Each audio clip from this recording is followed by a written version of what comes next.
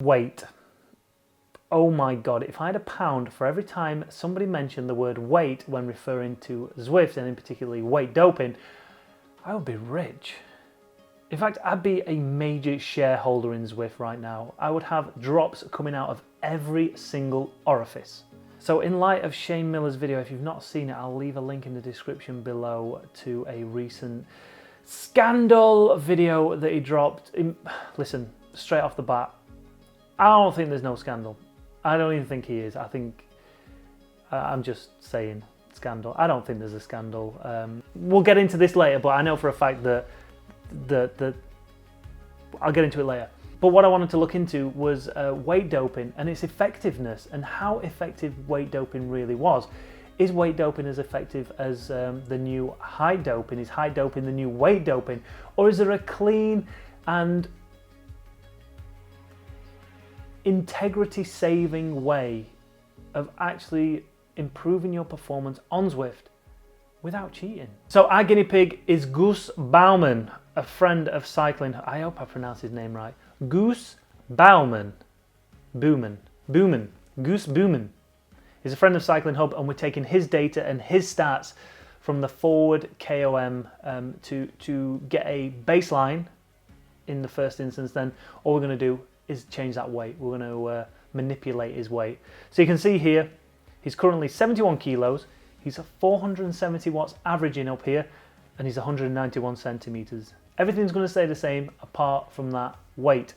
He's averaging 472 watts, as I mentioned, and he's at RPM of 100. So he's got 400 meters to go on this climb. For those of you who don't know about the forward KOM is 900 meters in length, and it's an average gradient of 5%. It peaks out around 12%, and I think the minimum percent is, well, I think it's actually negative. I think it goes negative at some point. I could be wrong. I don't know. So we're coming up for 200 meters to go here. We've got an estimated time of arrival of 1 minute and 48, and this is going to smash his current 30-day personal record. There's a finish in sight there. So once he's got to the top, we're going to send him back down, and then we're going to affect that weight and see how he gets on when that weight is changed.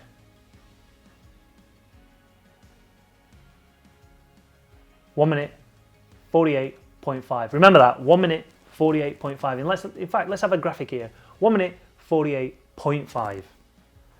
There he goes, all the way back down.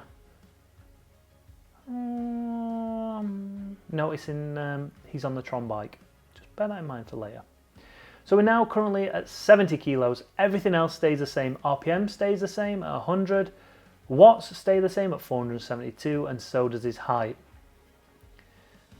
So we've got an ETA here of 1 minute 44. So clearly already a bit faster. 1 minute 48.5 was the previous best. We've sped this one up, so you don't have to sit here watching me. 300 to go. Just chatting about this this video. So ETA of 1 minute 47, 100 meters to go. So it looks like it's going to be quicker, but it's going to be tenths of a second as opposed to actual seconds. So 1 minute 48.5, 1 minute 47.5, so a second, in effect, a second faster. So now when we go to 69 kilos, are we going to see another second faster than 70 kilos? And is that the increment that we're going to see? Are we going to see second gaps between each kilo? Is a kilo worth a second up this climb? Or is it going to be slightly different? Who knows? But one thing's for sure, it is it's advantageous to weight dope even at a kilo. This is not a how-to video, by the way. This is not us saying weight doping, go do it. We're saying this is the potential difference in weight changing. Not weight doping. Not everyone's always weight doping, but in changing of weights, this is how effective and efficient it can be. So 67 kilos is going to come over the line first. So he's at 1 minute 45, 1 minute 45.6, 1 minute 46.7. So yeah, there or thereabouts a second between each. Obviously, the line that the rider takes around the corner and the whole of the King of the Mountain is going to be slightly different And the next experiment we've got is the Jon Mould experience. So the top of the screen, we have now got a Jon Mould replica. 76 kilos versus 73 kilos, 183 centimeters, which is his height, maintaining 300 watts around the figure of 8 course. We're going to see how these two riders get on and see what difference that 3 kilos would have made. We've also got at the bottom of the screen 76 kilo at 177 centimeters. So we've taken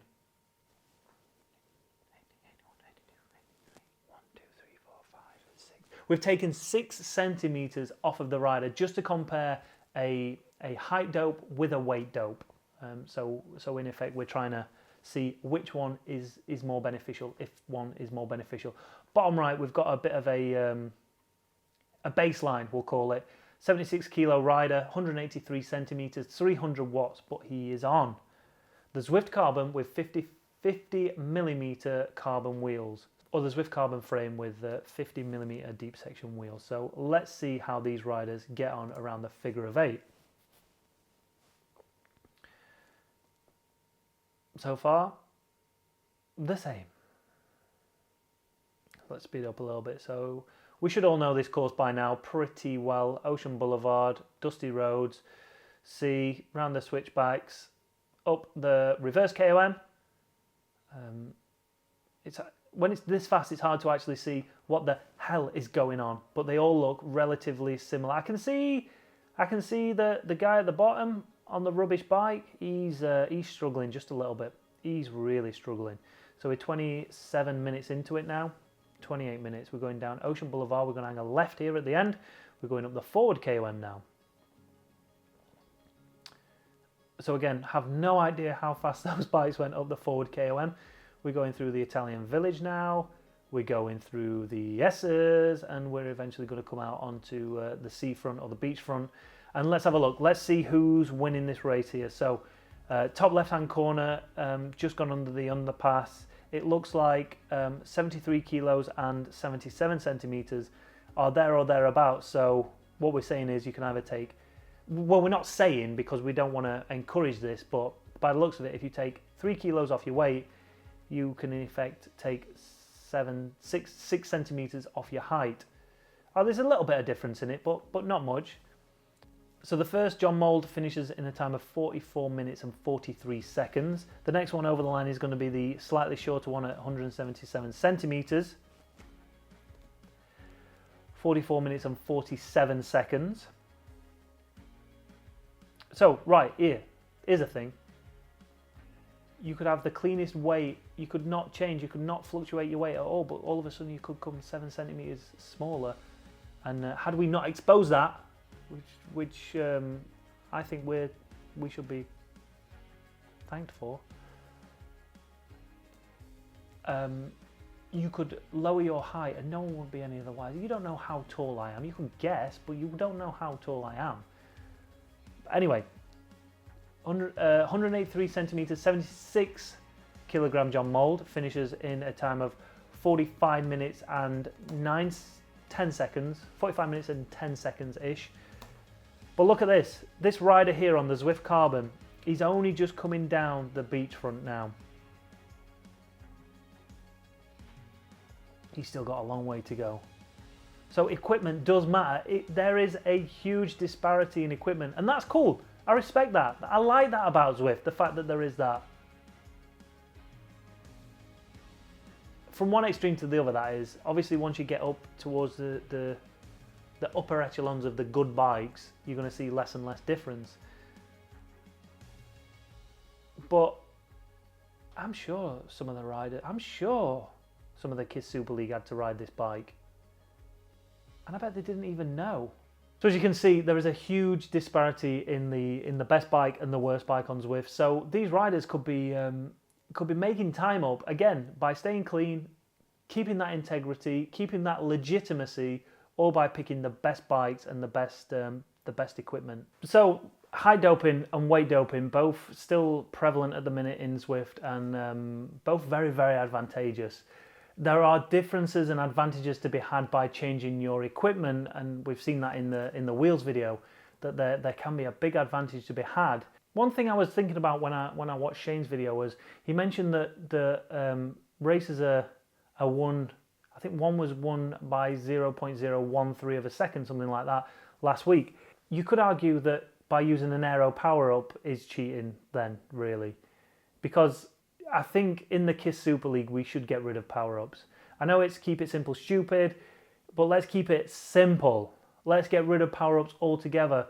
Let's go mano a mano. It's the best man against the best man, all right? And the ladies as well when they race their event. Let's not bring any more variables into it than are necessary. I know it's gamification and all that jazz, but for the KISS Super League, if we're whinging that a rider's put 3 kilos on, which is legitimate, how do I know that? It's because I texted Mouldy earlier and asked him about it.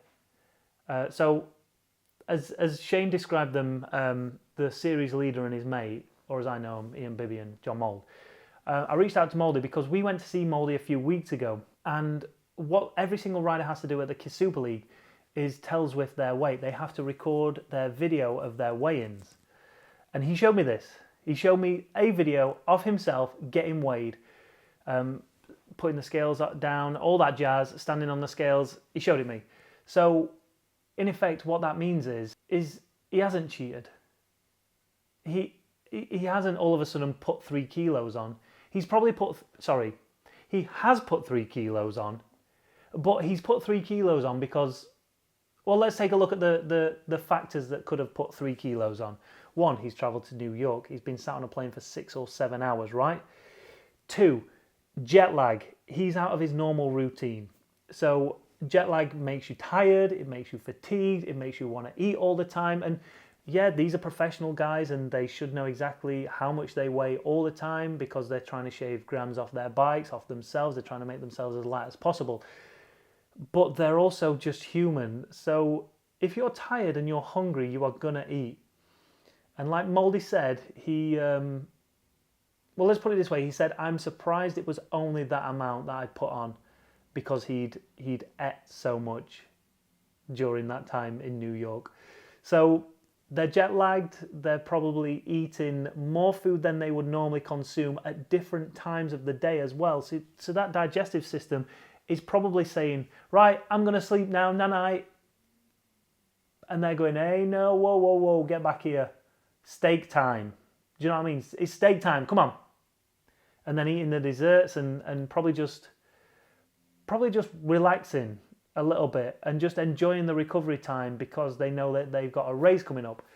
So in that respect, I can easily see how their weights have changed. Now the Cofidis guy, that's a different story altogether. I can't comment on that because I don't know him. I know Bibby and I know Mouldy and I know that they're legit, all right?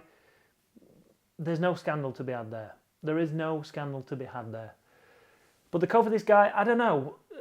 Listen, Cofidis is an old school team. They were founded in like 97, something like that. So they've got old school mentality, French mentality of how do we train? We go out in the cold, we go out in the wet, we just train and we grind it out and we just do all this. So esports is probably something very, very different to them. They're clearly not taking it that seriously because of what we've seen over the past few weeks of what they're doing in the KISS Super League. But it's obviously great for marketing, great for PR, and Zwift want them in, and they obviously want to be part of it, but they just don't want to commit that much time and effort to it, potentially. But also, they might not know. Like, let's play devil's advocate. They might not know that there is an effect on your avatar when you change your weight. Maybe they just entered the weight without even thinking about it, that it's part of a profile, and he just entered it. I don't know. Who's to say it wasn't? But also, the Cofidis guy has not been weighed for a month. And again, I'm just playing devil's advocate. You could put a lot more than 8 kilos on in a month. I've put a lot more than 8 kilos on in a month. So the last time he was weighed for a KISS Super League was a month ago, and obviously he weighed lighter than he does now. But what's to say that let's say 2 to 3 kilos of that is because of travelling to New York, right? So he's put on 5 kilos. What's to say he's not been in the gym, smashing it to pieces to build that muscle up, to become heavier? That could be a legitimate argument for it. He might have wanted to put a bit more weight on, so he's a bit weightier when it comes to the classics. And that could be it. It could be something as simple as that. So before we go throwing these riders under the bus saying, oh my God, they're cheating. So listen, right. Shane is a very intelligent guy. He's very successful on here and he knows his stuff. However, I mean, just do a little bit of digging, just do a little bit of research, and don't just take it for face value that because a rider weighed 8 kilos last month to what he weighs now, he's all of a sudden cheating on Zwift. He probably hasn't even given it a second thought. So let's not throw all the riders under the bus just yet. Let's look at the system and what can be done there. Because this is not something new. Changing your weight on Zwift and people using that to their advantage has been around since day one. So let's not pretend that all of a sudden these riders are cheating a brand new system. This system should have been changed and measured somehow, especially now Zwift are getting into the esports world. They're wanting to take over esports. They're wanting to be the front runner. And as Shane mentioned, the riders are the pioneers of esports. Well, technically, Zwift, by pushing the KISS Super League, by promoting it and wanting to be a front runner in esports and getting all this investment for esports, they should be the ones saying this series is legit because we can ensure that the rider's height is measured. I bet no one measured anybody's height. I bet no one has measured any of those riders in the KISS Super League height. And I'm not saying they're cheating, but there's a variable right there that you need to be checking. And you can, if you're doing it with your... anyway, no one's checking the height. They're checking the weight. So in the KISS Super League, right, you're supposed to be on the same bike unless you're sponsored by a bike manufacturer within the game, then you're allowed to use their bike. So that's an unfair advantage right there if you're sponsored by Tron or Concept Bikes. If you're sponsored by Specialized, you're going to have an advantage there.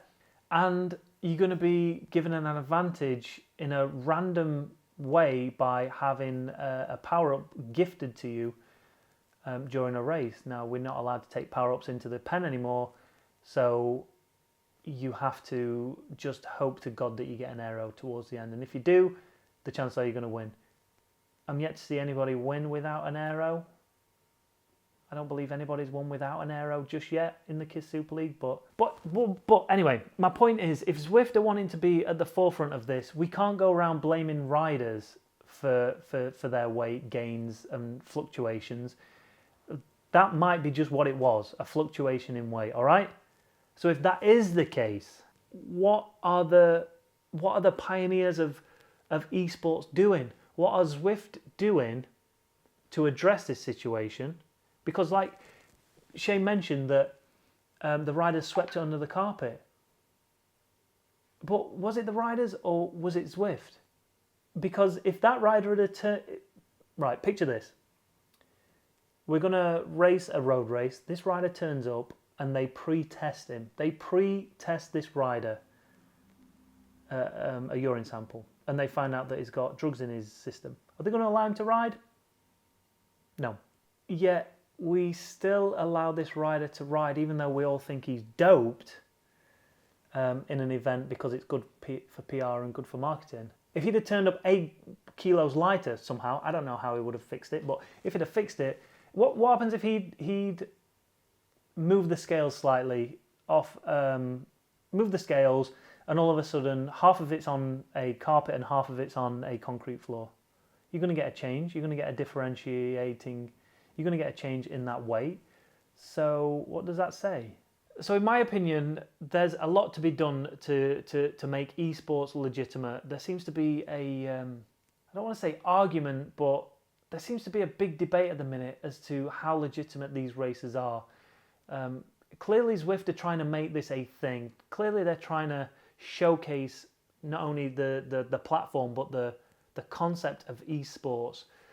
And to the outside world, it looks fantastic. It looks amazing. This is a whole brand new concept and a whole new way of riding a bike. But to the people in the know and the people who have seen people manipulate the system to their advantage, well, Zwift haven't really done much. And I don't want to call them out, but I feel like I have to, because basically it felt like Shane was offloading the blame to the riders, and the riders do have a responsibility to be as clean as possible, just like they do in the World Tour, right? They have a responsibility. It's their responsibility to stay clean. It's their responsibility to issue the correct weight, which they have done, all right? So if they have issued the right weight and then they get weighed and it's slightly different, whose fault is that? Where does the blame actually lie? What needs to be done? Let's not blame someone. Let's ask what needs to be done to make sure it doesn't happen again, and that these results are legitimate day in, day out, night or day, whenever. We need a baseline so everybody knows where they stand. Because there could be riders getting weighed in the morning, like Mouldy. There could be riders getting weighed right before the start of a race, which could be 7 or 8 o'clock at night, when you've had a full day of food that's not digested. The variables are just huge at the minute, and I personally believe it's the responsibility of Zwift to establish this protocol to ensure that if you're racing on Zwift, you are racing as clean and as legitimate as possible. I, for one, as I know that there is going to be more and more money involved in racing on an esports platform, that I will be willing to invest in a specific race license or a specific set of scales or whatever it might be that allows me to race cleanly and to know I'm racing against clean riders as well. I'd be willing to invest some money in something that would allow me to do that, because I think that's the only way to go down. That's the only route you can go down. But let's be honest, right? When all's said and done, is height doping and weight doping really the biggest place you can gain an advantage? So for me personally, I don't think there is any scandal when it comes to the KISS Super League. And the riders are responsible for their own weight, yes. But if they're doing as they're told and they're weighing in when they're supposed to be weighing in, there's no issue. There's no issue. That's it. It's as simple as that. There's no issue. A rider has been proving his weight all through the whole 7 rounds of the KISS Super League. And all of a sudden he has to race in another country on a different time zone, get weighed at a different time. All of a sudden he's a different weight. Yeah, that's perfectly reasonable. And he's got proof to back up exactly how much he's weighed before. You can guarantee, maybe not this week, but the following next week, he will be back to the original weight. I can guarantee he'll be back to his original weight if he's racing from home. I personally think there's a bigger disparity in people's setups, in people's trainer setups. Smart trainers not being calibrated properly, different trainers being used that we know have wattage percentages that are out by a lot, enough to make a difference, enough to make it feel like you've got a constant aero power up on all the time. Do you think we should delve into that next?